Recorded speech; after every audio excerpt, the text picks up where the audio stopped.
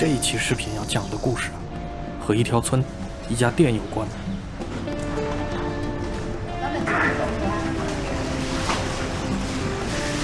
这家店开了20年，很多涮菜只在这儿能吃到。我有一个海南三亚的朋友，每次来吃都会手舞足蹈，真事儿啊。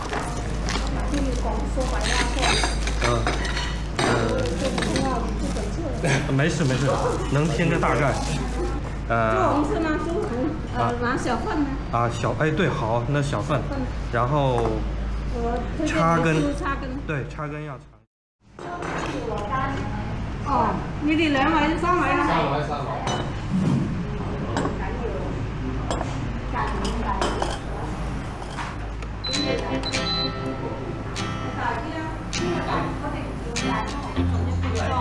天上有豬天梯呢啲肉類咧，就滾起慢火煮2分鐘㗎。豬腰豬板跟啲水滾落滾就一定要關火，浸一浸就可以食啦。好嘅。豬紅而家可以食㗎啦。好嘅，好唔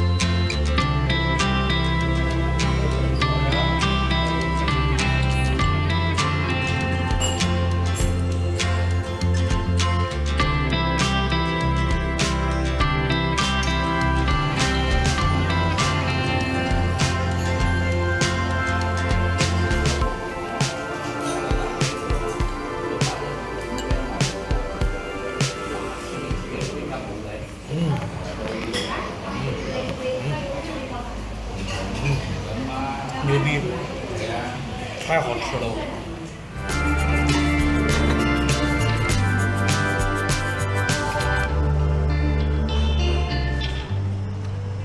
那一多半的 SKU 都是从猪头上面分离出来的。第一次来这家店吃火锅的人，肯定会感到好奇，这么多邪门的 SKU 是怎么搞出来的呢？答案就藏在墙上。人家老板曾经是猪场的兽医，这下一切都解释得通了。在咱们眼中，猪头是牢不可破的整体，可是在老板眼中，可以按口感、风味的区别，还有解剖学原理，把猪头无限解构，在里面找到最有用的部分。老板就是当之无愧的沙洛拉瓦锡。2000年代，华哥的猪杂哲学在广州声名远播。把一盘猪肉的特写照片抛到微信群里面，我估计很多老饕都能根据刀工和肉形识别到这是华哥的作品。稀缺的餐饮品类，稀缺的 SKU， 还有一口好味道，这样的餐厅在四处霸榜似乎理所当然。但是结合周围的环境再来回看餐厅的经营，那就不得不赞叹，这20年其实非常不容易。沙洛村所在的大环境在一定程度上影响了华哥餐厅的气质与形态。多少202。202 OK。前面那条路是什么时候修好的？过年前就修好了呀，过年前就今年26年过年是吧？应该是上一年。上一年是吧？还有那个健康岗是什么时候搞好的？健康场都开了几年喽。是吗？我一直印象那里一直在施工，可能记忆。施工是旁边施工，但里面啊，对，就感觉好像一直所有地方都在施工。华哥的餐厅开了20年，对面那栋楼，2010年奠基，2021年开业，几乎盖了11年。用这么多年才盖好的楼，会有多么巨大呢？长沙都去过吧？万家丽都知道吧？这栋楼的建筑面积，相当于5座万家丽，那也难怪要盖11年了。华哥的火锅店乃至整个沙洛村，长期都在与工地相伴。那这栋巨楼盖好之后，情况会不会好一点呢？你要真这么想，那就是对咱们芳村缺乏信心。工地嘛，当然不止一个，就在沙洛村500米的范围内，有很多住宅嗷嗷待哺，甚至村口这条路在2年以前都在施工。所以啊，吃华哥猪杂还先得经历一番冒险才行。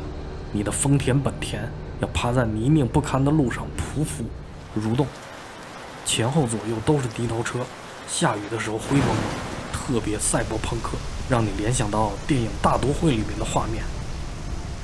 当然这都是往事啊，现在那些工地基本上完工了，想回忆当年，可以去村口的另外一条必经之路，那里能带给你一些灵感。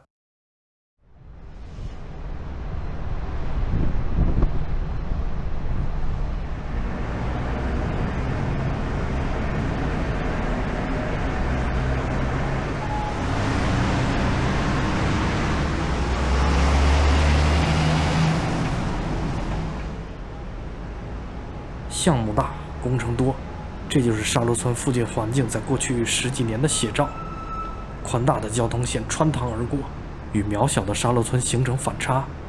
到村里逛一圈，会有更深切的体会。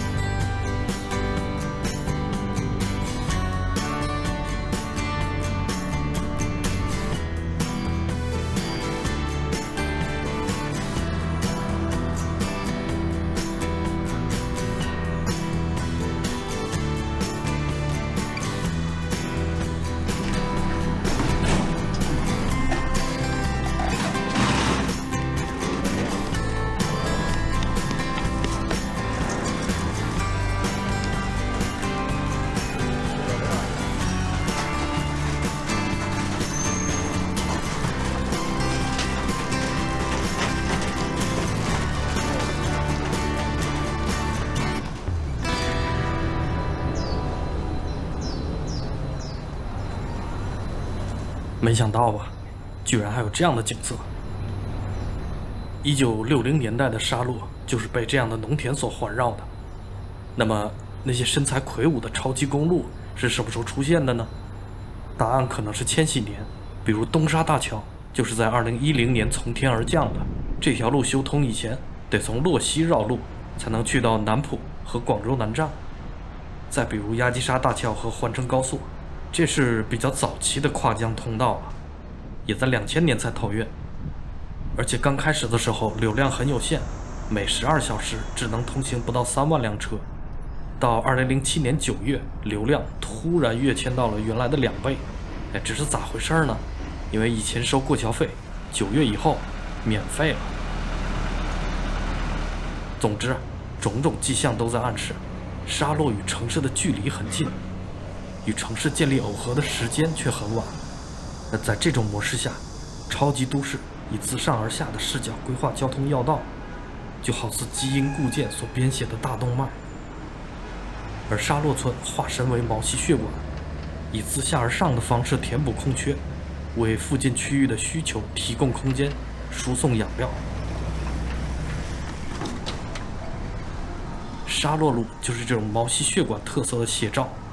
来吃猪肉火锅的朋友，非常推荐来这里逛一逛。这边是村子南北的分界线，头顶上还有环城高速，荔湾海珠的连接线就从沙洛穿过。开车过桥的人绝对想不到，桥底下有如此丰饶的生态，餐厅、摊位、公寓全都挤在一块儿，特别摇滚。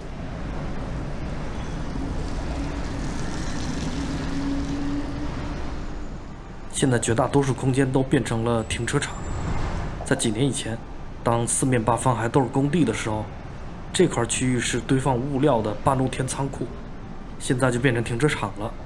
可能这地方以前缺仓库，现在就缺停车场。我看停得满满当当。就在300米外的江边，有几辆车停在路边，拥堵了交通。如果再多停几辆，那肯定得堵到周样硬化。所以啊，在桥底下搞停车场，这是个好事儿啊。不过话说回来啊，如此边角料的位置搞出来这么多商业，确实很邪门。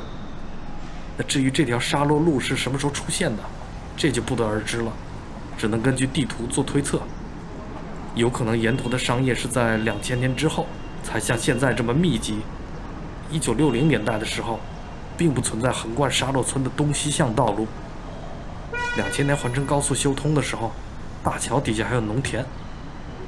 现在长出了很多房子。毛细血管就是这样，有新的组织、新的肌肉，就会生长出新的血管。沙洛路让人感受到90、2000年代的城市规划如何与城中村共生。那如果再往前推几年，当这些城市规划还没有问世的时候，沙洛村根本没有大型桥梁与外界相连。那时候的村子是什么样呢？当时的人又如何解决交通问题？继续往南走，那里有我们想要的答案。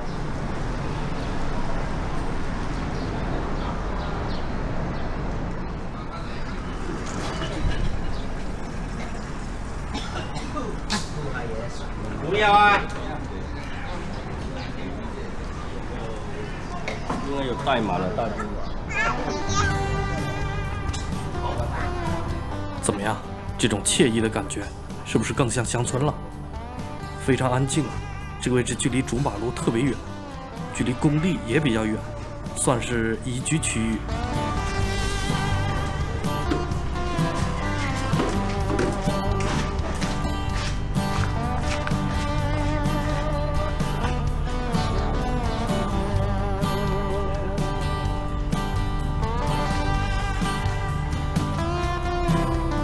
对面江边有很多老房子，给人感觉生活节奏很慢。刷牙大哥的房子刚盖一半，里子搞定了，面子还有待贴砖。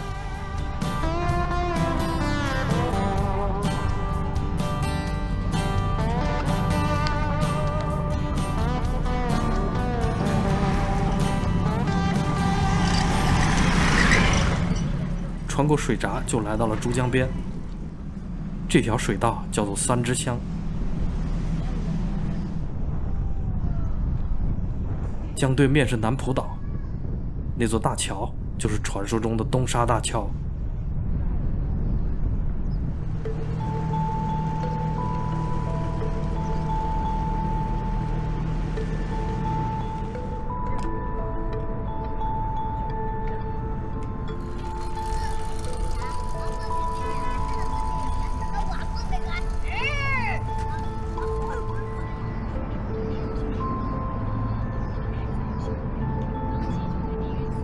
在另一个方向，能看到几栋黑色的住宅，那是洛西岛上面的房子。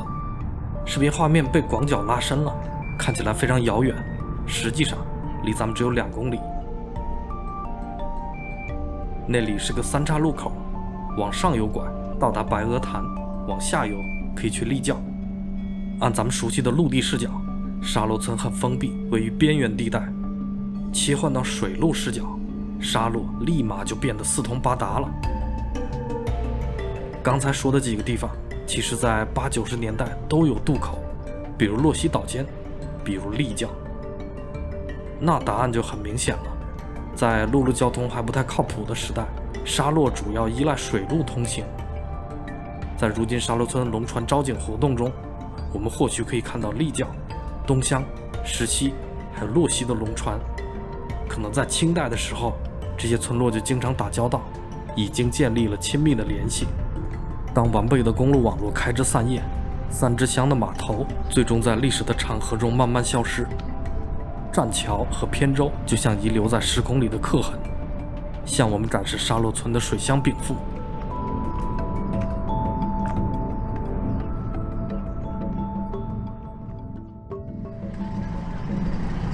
水闸旁边的2棵大榕树目睹过以上全部变化，在1960年代的图片中依然能找到这哥俩的身影，他们是时代变迁的幸存者，而这张图也恰恰揭示了沙洛片区的命运安排。我们把时间线拨回到1950年代，那个时候广州郊区会划分成不同的身份，主要搞工业或者主要搞农业。前面讲过，芳村地区密布水网，少路少桥，东朗村附近的这条河冲大体上就成为了工农业分界线。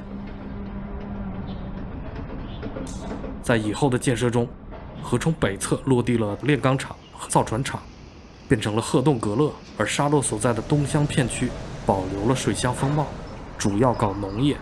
从此以后，沙洛的城建节奏就刚好慢了一拍。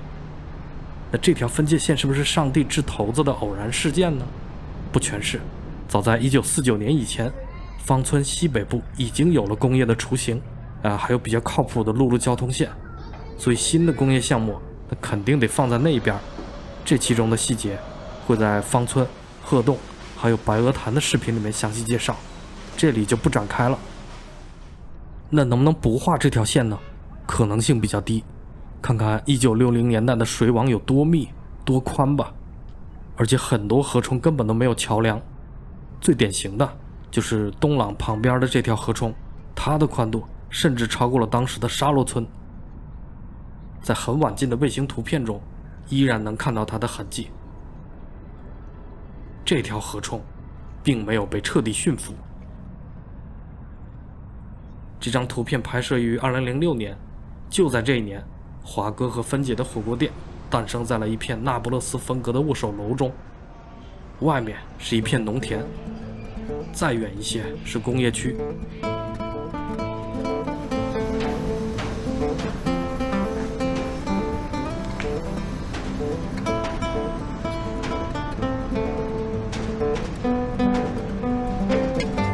随后的20年里，随着工程项目纷纷上马，火锅店始终与工地相伴。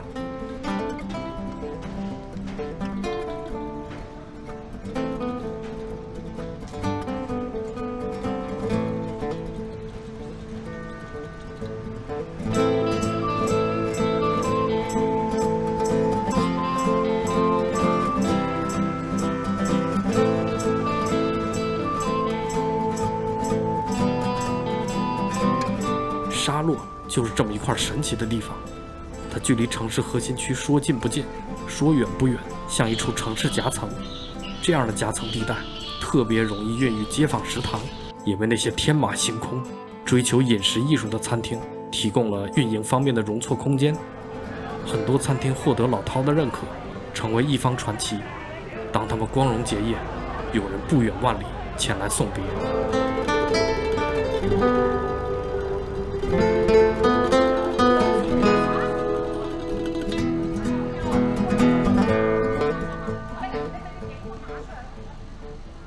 华哥火锅店诞生的时候，戴纳托马斯的著作《奢侈品何以失去光泽》差不多也在同一时间问世。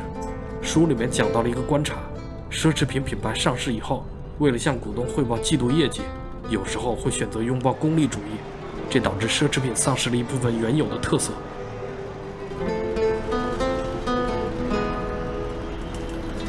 餐饮也发生着相似的故事，很多传奇小餐馆诞生于边缘地带，当他们向商场、商圈扩张或者被迫转型时，还租还贷就成为了餐厅向房东和银行提交的业绩报告，每个月一次，每次都不能出错。很多传奇小馆在扩张的过程中改变了原来的风格，也有一些没能撑过转型期。华哥猪杂曾经把铺位扩展到了沙螺路的大桥底下，还有佛山的大荔，不过目前只有总店保持营业，这与沙螺村边缘地带的特色不无关系。沙螺让猪杂火锅保全了风格。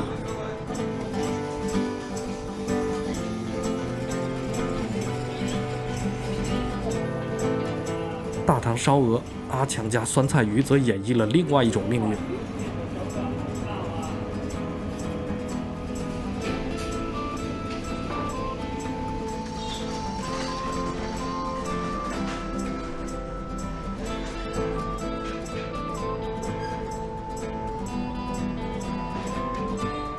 它们分别诞生于大塘村和杨集村。起初，这两个村子也像沙螺一样，是城市里的夹层地带。后来环境发生变化，大塘成为了制衣村，杨集变成了小区，两家餐厅的客源腹地也恰好成为了城市的核心区。在2000到2010年代，大塘烧鹅和阿强家川菜完成扩张，顺势转型。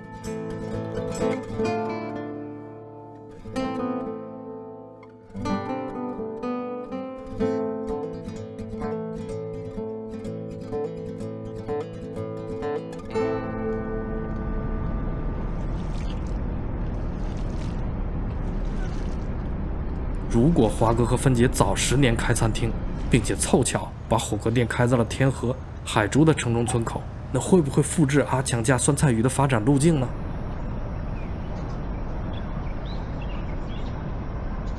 ？20多年过去了，很多夹层地带的传奇餐馆在城市中溶解、消失，有一些变成了餐饮巨人，还有一些保存了原来的风貌。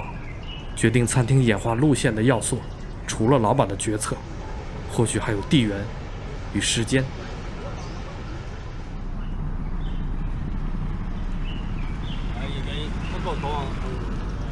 最后讲个彩蛋，写文案的时候我发现自己记忆错乱了，印象里2010几年有个中国10大最丑建筑的榜单，我一直以为广州园入选了，结果校对的时候发现自己搞错，其他城市也有一个铜钱建筑，叫做方圆大厦，广州园那时候没入选。